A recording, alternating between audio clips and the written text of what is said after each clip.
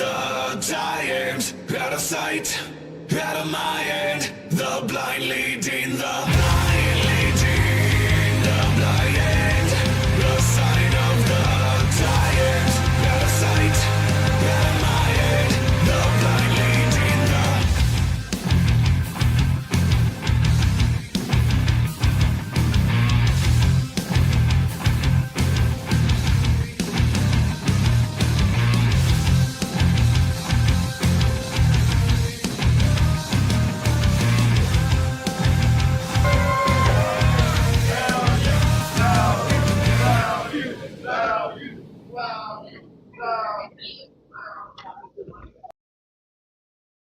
Oh, are you ready? Are you ready, ladies and gentlemen? Welcome to the Value Wrestling. Welcome to your Survivor Series post-show review.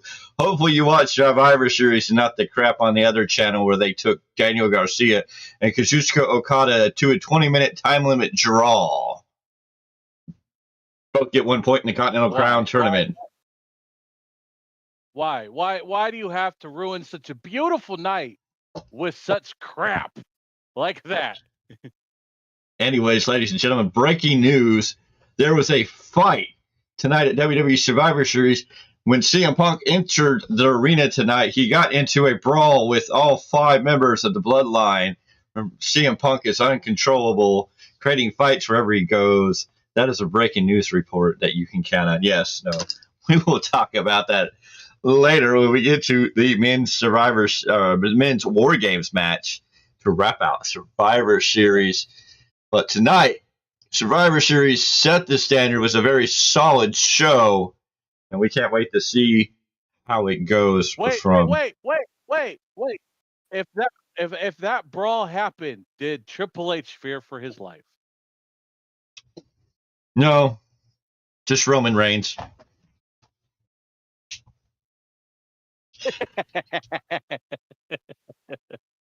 and then Tony Khan was scared after he heard about it. Oh, he had flashbacks. Yes, PTSD. There you go. Anyway, Survivor Series, very solid show starting at 1 p.m. here on the Pacific Coast. A great opening segment to your opening show.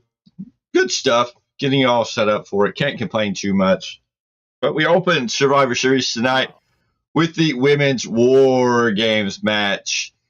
We had Nia Jax, Candice LeRae, Tiffany Straton, Liv Morgan, and Raquel Rodriguez, Big Mommy Cool, Mimi, teaming up to take on Rhea Ripley, Bianca Belair, Io Sky, Bayley, and Naomi. This was a good, solid match for what the women did. They brought it. We got to see the Io Sky moonsault with the trash can off the top of the cage on one side. Tiffany Stratton with a swanton bomb off the top of the cage on the other side. We had everything in this match. Even the toilet seat came into play as Naomi gave a stink face, giving a callback to Rikishi. Oh, on Naomi's birthday today, so happy birthday to Naomi. But a good, solid showing for the females. The Babyfaces came out with the big win here after Rhea Ripley hit her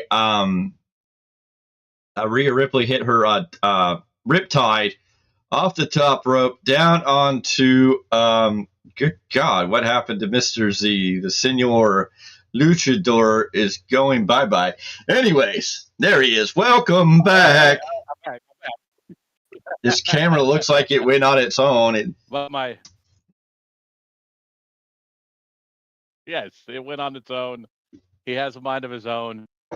Day. Your camera heard we were talking about women and probably heard Nia Jax's name and tried to go off its own self. But, you know, some people will be sitting there with their jollies and their excitement when we say Nia Jax, Nia Jax, Nia Jax. We all know there's one person out there who wasn't happy tonight that Nia Jax wasn't on the winning team. Maybe you can go console her. You should reach out. Give her that phone call. Give her that little love. Give her that little, hey, I got you.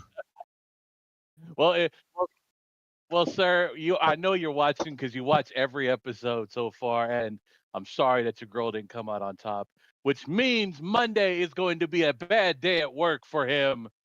I'm sorry. Well, I bet he could call her up and go, you can come out on top on me. Possibly. I leave him to that, but he's his old man, and he cracks me up every time I would see him at work, and that's all he talked about was everything about Nia. He's Nia's biggest fan. That man has more Nia Jax shirts than I can possibly count. You know, it's all good. Anyways, Rhea Ripley getting the pin on Liv Morgan.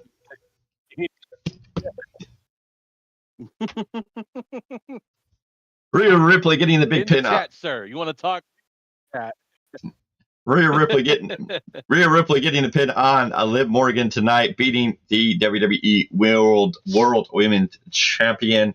At one point, Tiffany Straton pulled out Money in the Bank with both Liv Morgan and Nia Jax were down. She looked like she was about to cash in until Raquel Rodriguez stopped her, and then everything fell down from there.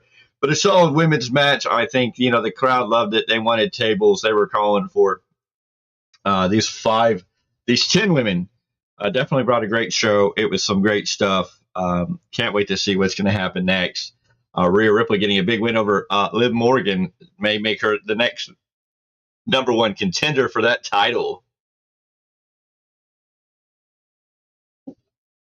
Well, I mean, yes. We got one more pay-per-view or one more PLE before the new year. I don't think so. All roads lead the Royal Rumble. I don't think WWE does a PLE in December anymore. I think their next big event is going to be December 14th, Saturday night's main event. But I don't think there's a big PLE for that month. They didn't do one in December last year. They've kind of cut out December so everybody can be home for the holidays. We may see something at the first of the year, but we do have the big Netflix WWE first Monday Night Raw on Netflix at the beginning of the year. We got Saturday Night Main Event coming back. So we'll have to wait and see. And then Royal Rumble at the beginning of February. So, yeah. Oh, boy. All roads lead to Royal Rumble. And then we're on the road to WrestleMania, ladies and gents. Yes, WrestleMania is going to be a fun time. It's going to be interesting to see how it all goes down. From there, the Intercontinental title match. No, the U.S. title match. Excuse me. The U.S. title match. U.S. champion L.A. Knight. Yeah. Yeah. Coming to take on the returning Shinsuke Nakamura. Nakamura making his presence felt in the last 3 weeks since he's made his return, attacking L.A. Knight and coming out tonight to that new theme music, feeling like just New Japan style Nakamura coming out in the samurai helmet, looking like a badass. I mean, Nakamura had it all together. I mean, it was an impressive entrance. I didn't turn away for it because I was just like, this is actually pretty intense. And then Nakamura and LA Knight tied it up and gave us one hell of a banger of a match, showing us why both these men are deserving. I know a lot of people are upset because I don't get why Nakamura's only returned after 3 weeks and got the big W in this match. But what were you going to do? Were you really going to have him lose to LA Knight with this big comeback, with this new gimmick, this new feel? You were making him feel this way. You really couldn't let him win. It would just be going backwards. Yeah, I don't know what you say. Nakamura winning with the DDT on Steel Grady and the Kinshasa. It's going to be interesting. I know some people are going to love it. Some people are going to hate it. But I think the right move was done here. I think letting Nakamura get the big win. It felt impressive. He feels impressive. We just have to hope this continues going forward. We'll have to see what they do with Nakamura. LA Knight's got to move into a new direction. I don't know what you do with LA Knight. LA Knight is a great character. You got to love him, but also I don't know if he's at a point of just being a little bit stale. Not the momentum there, not the fire that was once there, the excitement. I don't think the chants are as big as they once were. So I don't know. Your thoughts? I would think they needed that. Well, first off, bravo for having Nakamura give you that New Japan, that Wrestle Kingdom feel of an entrance that we know and love as New Japan fans. I know a lot of fans, New Japan fans at heart, enjoyed it. We did love seeing Nakamura picking up the big W, which is great. But like you said, is LA Knight stale? Is he cooled off? Um, I mean, are we gonna see a change in attitude after this loss? I mean, we've only got what, a couple more. We got the rest. We got all December into January, and then Royal Rumble season. Is he gonna be a little heelish? We're gonna have to wait and see.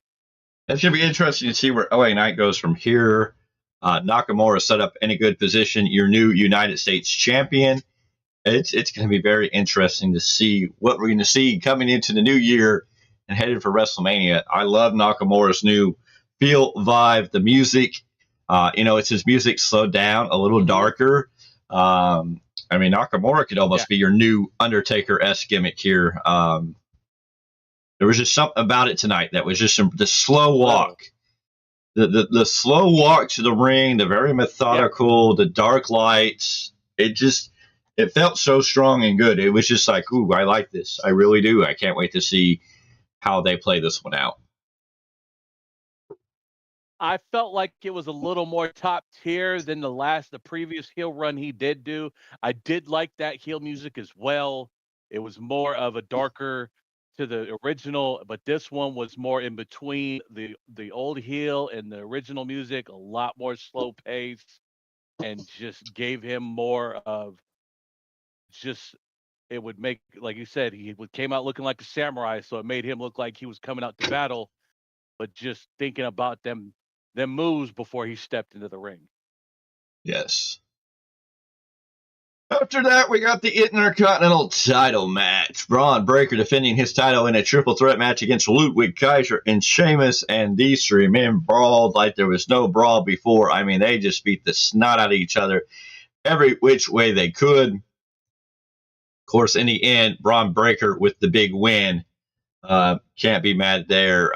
Breaker looked better in this match, and he's looked at a lot of other things, but it was a solid match here.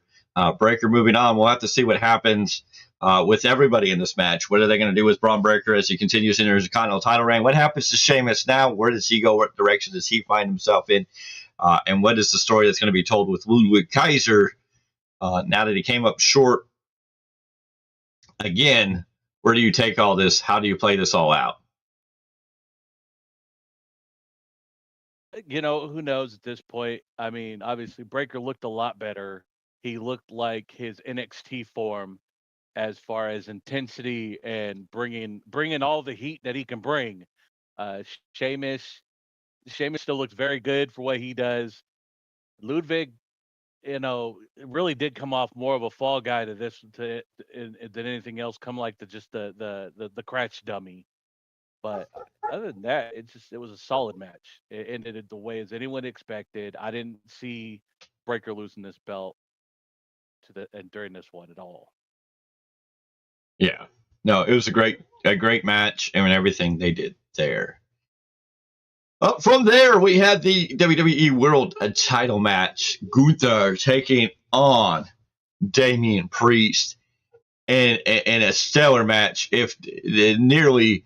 It would be tied, but Damien Preist probably one of his best match, if not his best match of the year here with Guther. The great storytelling of Guther working over the arm and the legs, and Damien Preist trying to fight over that. Damien Preist did not look like the dead man tonight. He looked more like Kane. And so was it Damien Kane tonight in that ring gear? I don't know, but this was a solid match, and it played into both stories. Damien Preist going through working over the legs, working over the arm, making it hard for Damien Preist to use his finisher. Guther constantly trying to put out Damien Preist, but coming up short. The whole story has Guther lost his way after losing to Cody Rhodes as he shook. And they had these great back and forth. Damien Preist kept popping up, kept trying to hit the south of heaven, but couldn't get the big man up. They hit a razor's edge at one point, but didn't get the pin. Lots of great storytelling here. In the end, though, we have the thorn in the side of Damien Preist, making sure he doesn't regain that title when Finn Balor came out through the crowd and jumped Preist. Preist was laying on the outside, and Finn Balor jumped off the steel stairs, hit a coup de grace on Damien Preist laying on the outside. And then Finn Balor ate a boot for his efforts by Guther, because Guther didn't really want any outside help. Guther quickly took out Finn Balor and then rolled Damien Preist in the ring, capitalized by hitting a powerbomb, then locking in that sleeper. 99 went Damien Preist. The ref called it, and Guther's your winner. Damien Preist loses, but still looks very, very strong. Finn Balor being the thorn in Damien Priest's side. Of course, there's backstage footage of Damien Preist hunting down Balor and beating him all around the arena in the back end. But this opens a lot of interesting doors. Will Finn Balor want some revenge on Guther for that boot? And what's going to be continuing story of Damien Preist and Finn Balor? Balor's not going to let Damien Preist get over. How do we build this story? How do we maintain interest in this story for people? Because we thought maybe Damien Preist was over Balor, but here we go again. It's going to be very interesting to see how all this comes together. But overall, Guther and Damien Preist was a great match. Yeah, I mean, two solid big men. Their standard big man match. Guther, the more methodical and professional wrestler, as Damien Preist was your brawler for this one. The way Guther wrapped that sleeper, that final sleeper hold, was just beautiful. Wrapped the arm up with his neck and just put him out. There was no way to get out of it. There was no way to even tap out of it. It was just, he hooked it in just as methodical as he was going to make sure that Preist couldn't use that good arm. Yeah, no, I mean, there was a lot of stories to be told there, and they told a lot of good stories there. And then even in the ending, they're continuing some stories. So it's going to be interesting to see how it all plays out and where it goes from here. It's going to be very, very exciting to see how it all goes down. Like throwing back off air, I was like, real Go ahead. quick, I was like, just like I said off air, I wasn't mad and I wasn't happy about the ending. I knew what they were doing. It made so much sense. It left you kind of stumped because you're like, okay, like for someone like myself, you're like, okay, what are they going to do here? But when you were explaining exactly where they were going, it kind of was like, okay, they're going to keep going on with these two. And like you said, telling the story of Guther getting the win, but not really getting the win, is going to make him question his own psyche moving forward. Yes. No, and that's the big thing. Guther didn't really get the win, so, I mean, you could still tell that Guther may not have his whole psyche together. So it's going to be interesting to see what they do going forward. Now, of course, one thing I do want to throw it back to, we talked about this before earlier off air, but Rhea Ripley's entrance coming out looking like she was the House of Black. Looking like a badass, like she stole some of Buddy's ring gear, and then coming out with the black face paint when she finally took off the mask. Excellent stuff there with Rhea Ripley. So, anyways, Guther retains. That was great. That was. Yeah. No, you're good. Keep going. It was good stuff. No, I was just wondering. I was like, man, did she rummaged his bag of gimmicks before she left the house? Who knows? Yes.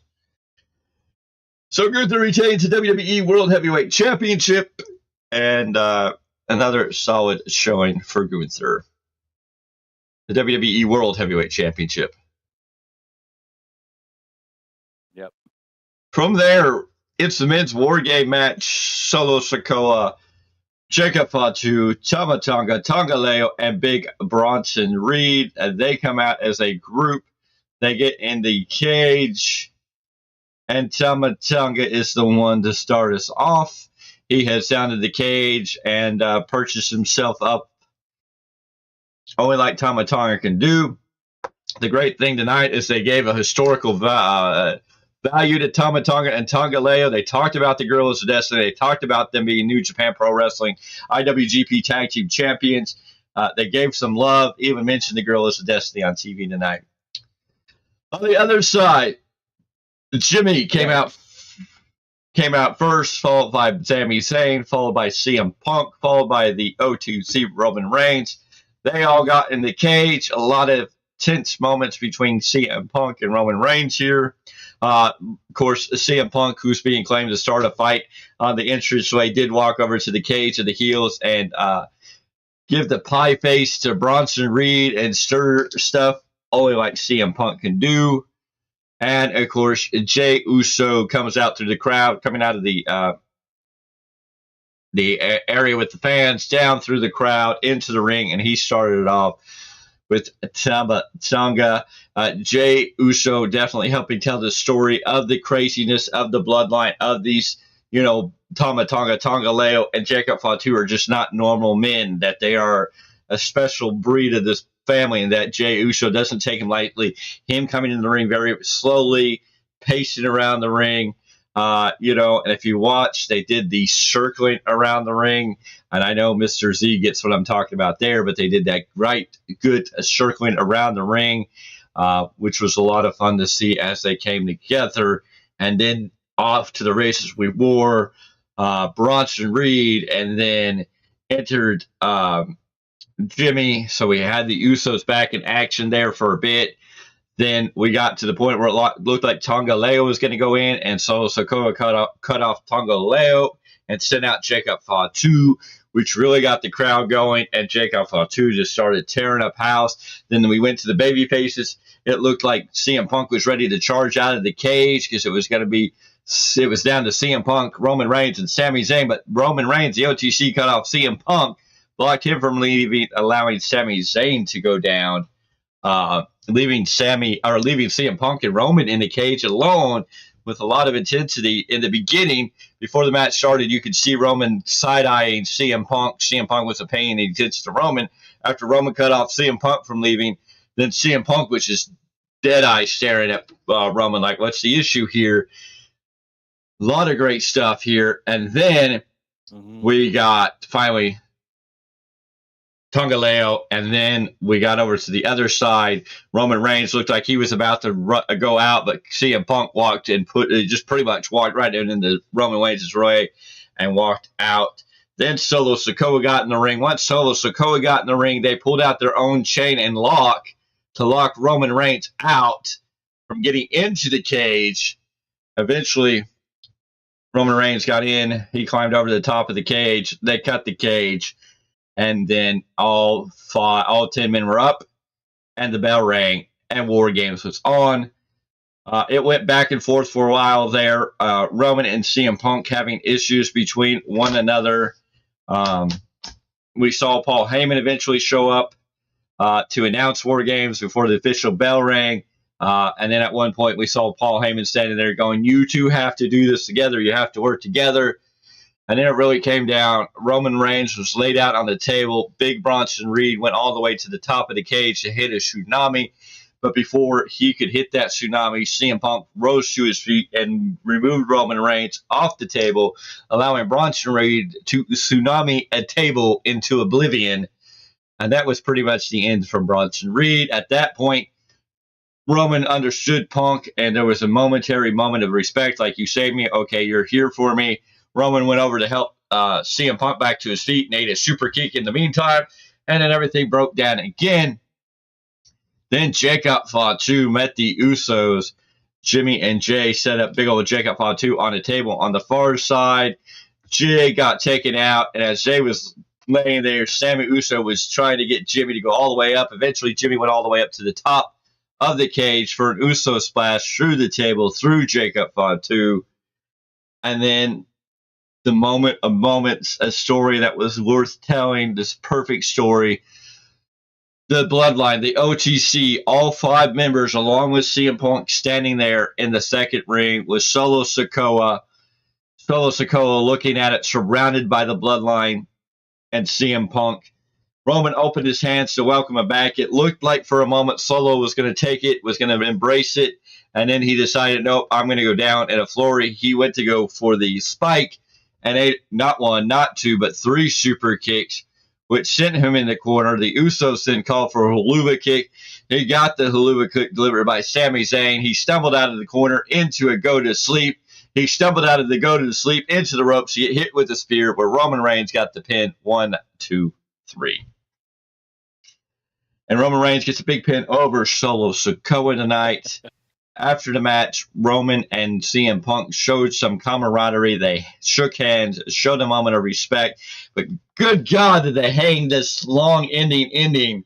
I don't know if somebody was going to show up. I didn't know if Roman was going to turn on Punk. Was Punk going to turn on Roman? They hung out in the ring forever. They left you going, what's to come, which I don't think there's anything wrong with. I know many people are probably going to be upset, like, oh, they teased something and then they didn't pay it off. You don't always need to pay off, because you know what? If they tease you and there's a payoff, then you're going to become, it's just going to become the norm. It's not going to have any vibe or any feeling, and you're just going to expect it every time. When they do stuff like this where nothing happens, and you're like, oh, they didn't pay it off, then you never know what's really to come, which makes it more fun when something actually happens.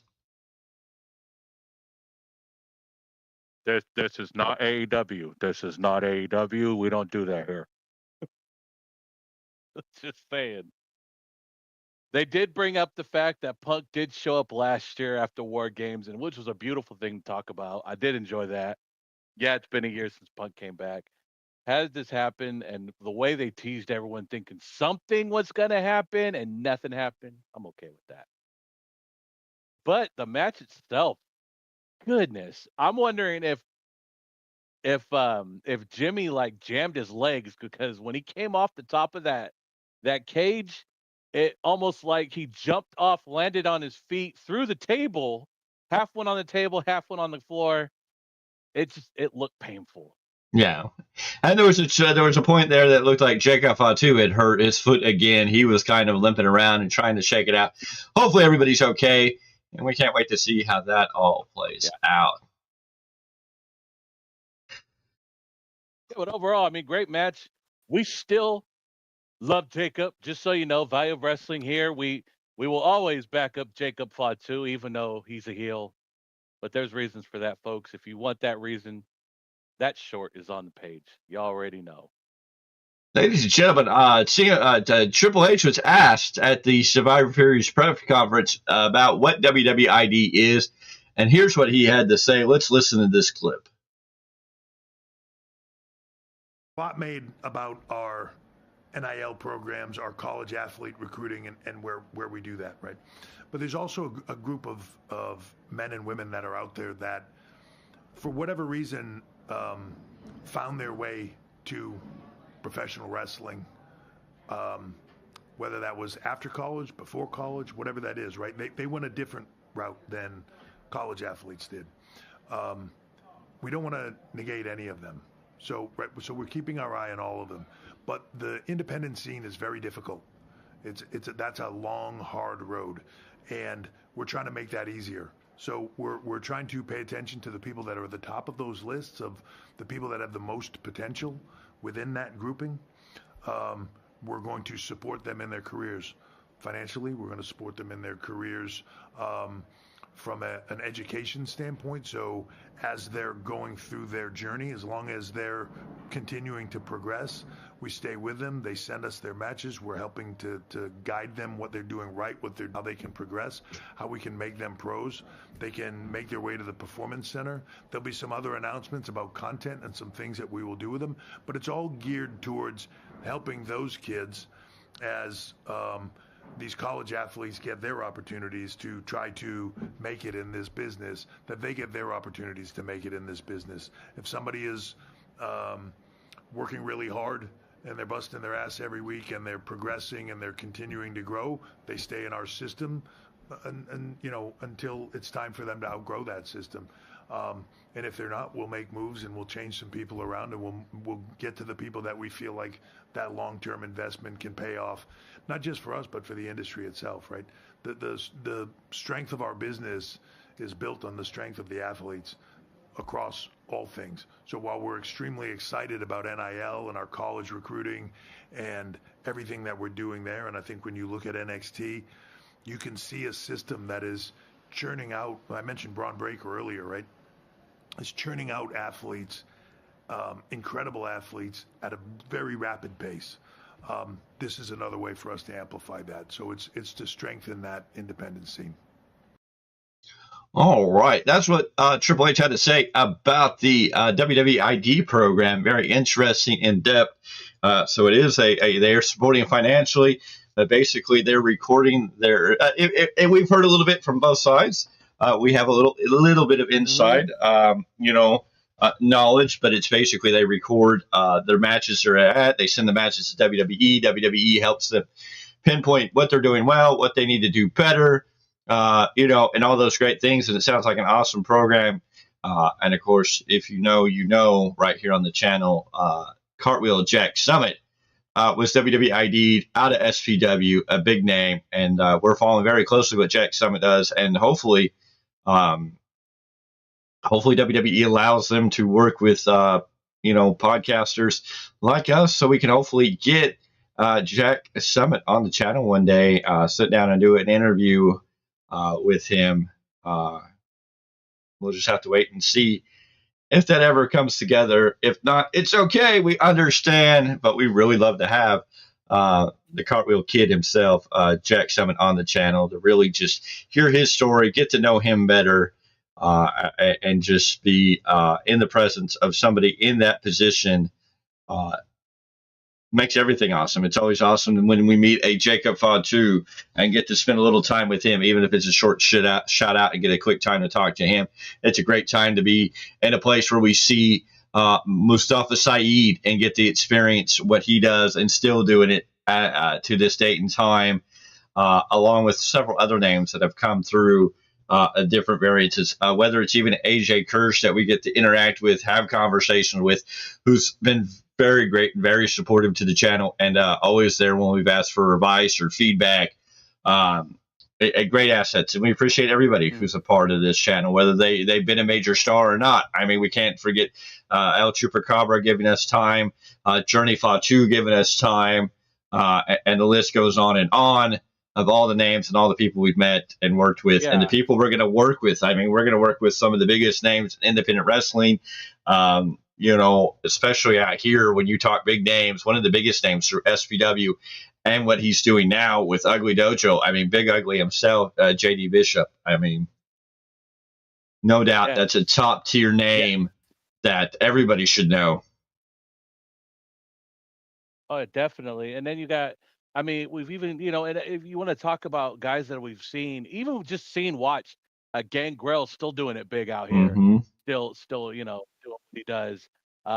You've got, there's so many superstars, Nick Ruiz or Dave Dutra, guys that we've seen at other promotions, who have been to that level, but if it didn't work out, it didn't work out, but they're still working, trying to get back to that level. Well, and our boy, the champion, the SPW champion, he's been on AEW television.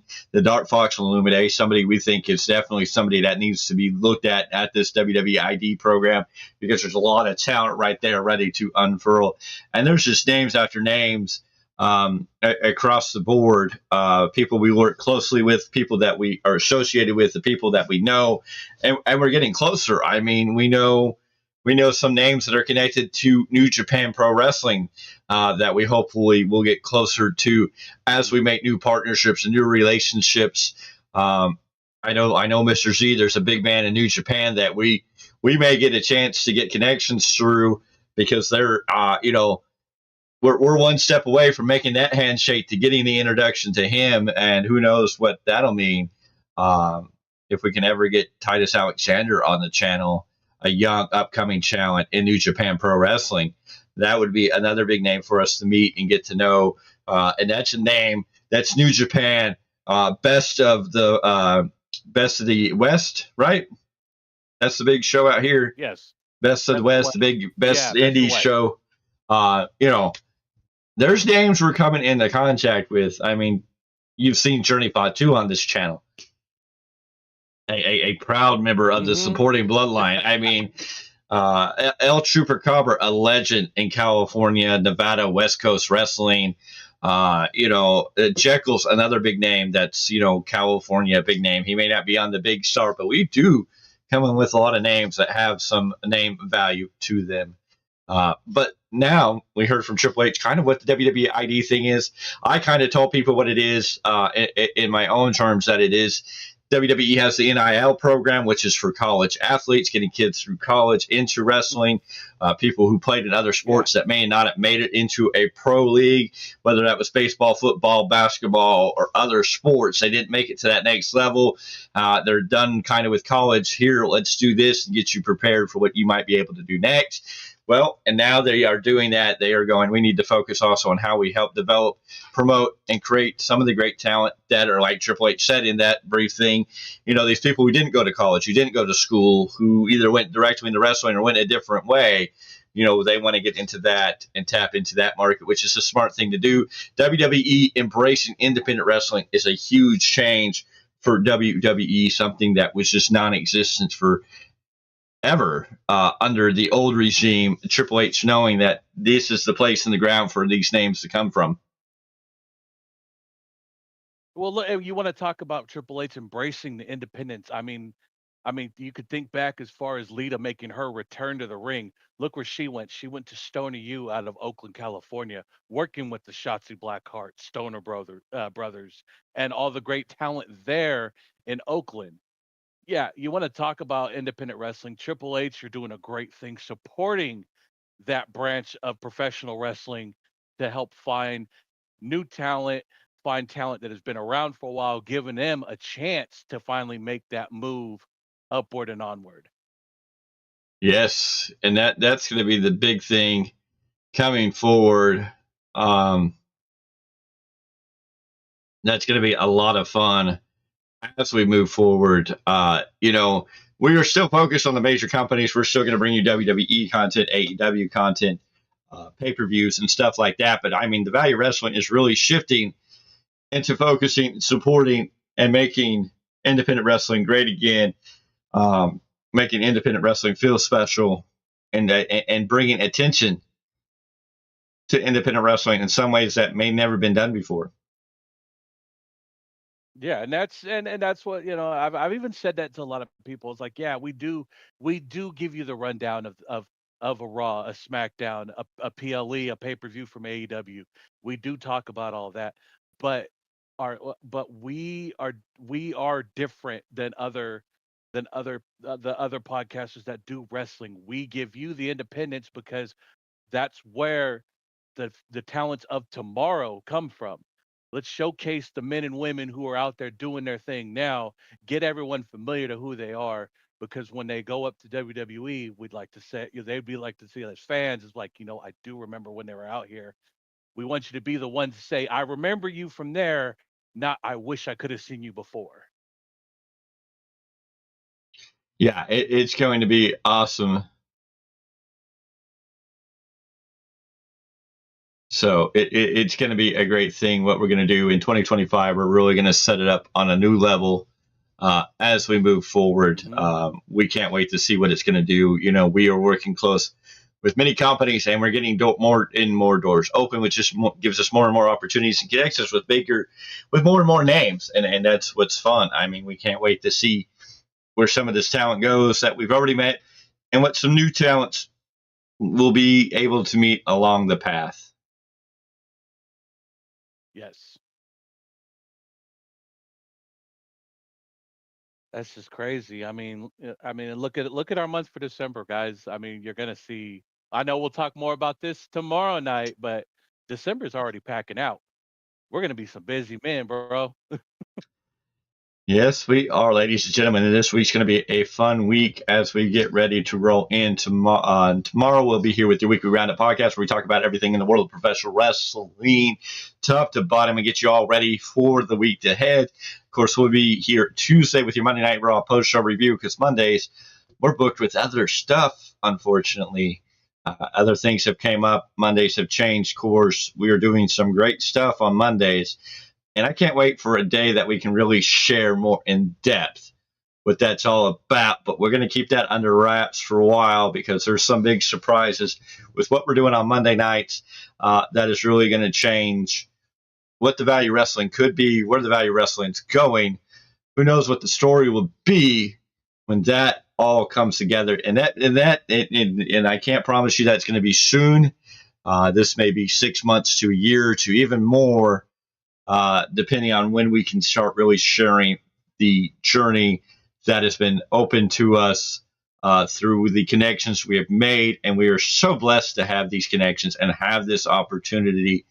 But I want to save it for the right time, the right place, the right moment to really share it, to tell the story, to open the story. Because, I mean, sometimes you never know when dreams are going to come true.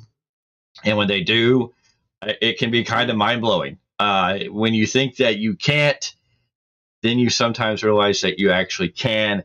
And we're just going to let you guys hang there for right now. But I promise you, there's something very special going on.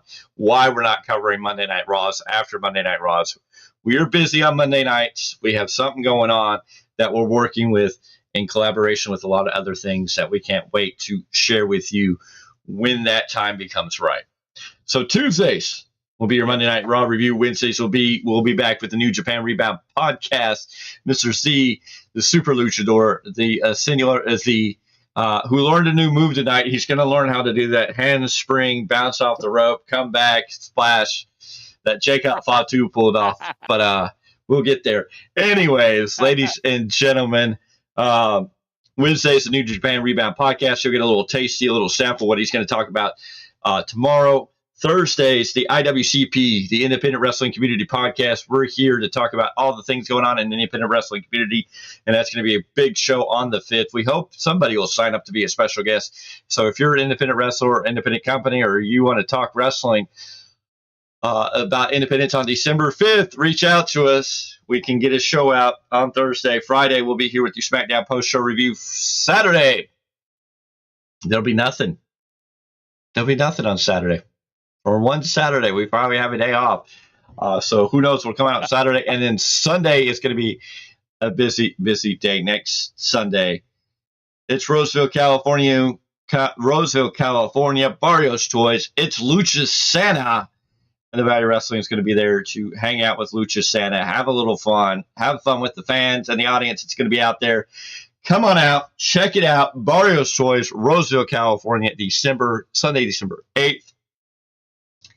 And then we head into another week of just busy, busy, busy. And then the Sunday after that is the third Sunday of December. And ladies and gentlemen, it is SPW Hostile Holiday. No matches have been announced, but we're getting excited to talk about that. And I will be going on December 14th to Yuba City for PCW. I'll be hanging out with Lucha Santa for Lucha Santa's first wrestling match. We'll talk more about that as we grow closer. Wait. Did he? Okay, here's my question for Lucha Santa. I mean, he's down here for a little bit. He's came all the way from the South Pole. I mean, jeez, come on, man. Like, did he need that much? Where'd you train, Santa? I just need to know. Did you train with the elves? Did you train with Mrs. Claus or Senora Claus? I mean, the South Pole Dojo. Where else do you think he trained? he trained with the Abominable Snowman. I mean, the Great Yeti. Okay, the super heavy. No, that's not it. That's the Yokozuna. That's not super heavyweight. That's gargantuous super heavyweight. Anywho, so that's going to be some fun.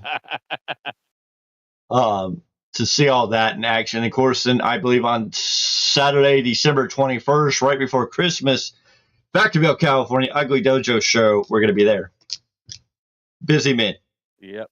Busy men.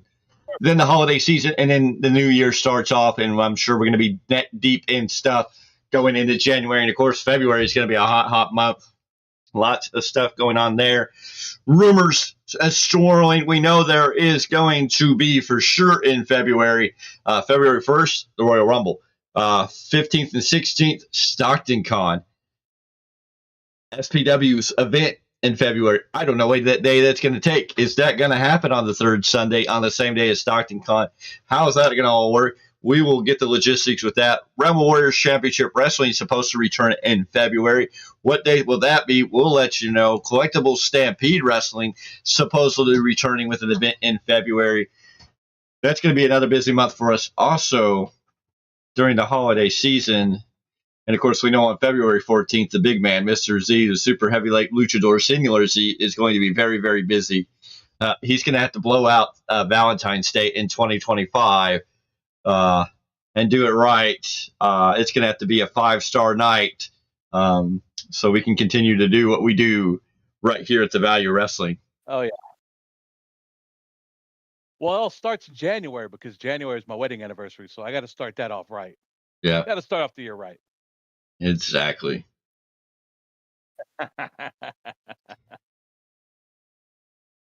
We getting the Iggy? The cat giving you the Iggy? Yep. I guess. Can I help you, Cat? Yes, the cat. I know you guys can't see him. Mr. Z can because he sees me on a different camera that shows more of the kitty. But yeah, the cat has arrived to say, I want attention. Oh, Mrs. Z wants Pat McAfee. Hopefully at WrestleMania we can make that happen, Mrs. Z. Hopefully well, you have to have college football. You have to have college football in first. Maybe Pat McAfee will be back for the Royal Rumble. Maybe he'll be in the Royal Rumble. But if that's the standard she's setting for you, I wish you luck in 2025. You have to deliver Pat McAfee to her.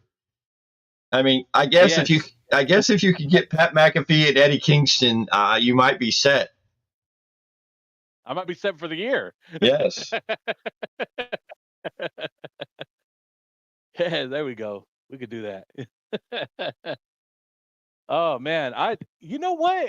I don't know if anyone noticed, but real quick, Rhea Ripley's paint on her face. She did have a B and a R, obviously showing love to her husband. So you talk about her coming look like she stole from his bag of gimmicks. You know. Oh, okay, yes. There we go. Now we got the clearance. I just got to get her here just right. Yep. The challenge has been set.